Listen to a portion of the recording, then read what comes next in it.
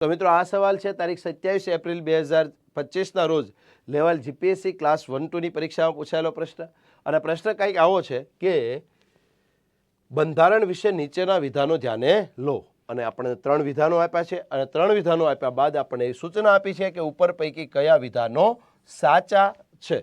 ચલો પહેલું વિધાન છે બંધારણીય જોગવાઈઓને આધારે દેશમાં કાયદાઓ ઘડવામાં આવે છે। તો મિત્રો આ વિધાન ખરું છે કારણ કે કેન્દ્ર સરકાર કે રાજ્ય સરકાર દ્વારા બનાવવામાં આવતા કાયદા બંધારણીય જોગવાઈઓના આધારે જ તૈયાર થાય છે। બીજો મુદ્દો છે કે દેશના કાયદાઓ બંધારણને સુસંગત અને બંધારણીય જોગવાઈઓને આધીન જ હોવા જોઈએ। તો મિત્રો આ વિધાન પણ ખરું છે કારણ કે કેન્દ્ર સરકાર કે રાજ્ય સરકાર દ્વારા બનાવવામાં આવતો દરેકે દરેક કાયદો એ ભારતના બંધારણીની જોગવાઈઓ સાથે સુસંગત હોવો જોઈએ, અન્યથા આવા કાયદા રદ પણ થઈ શકે છે।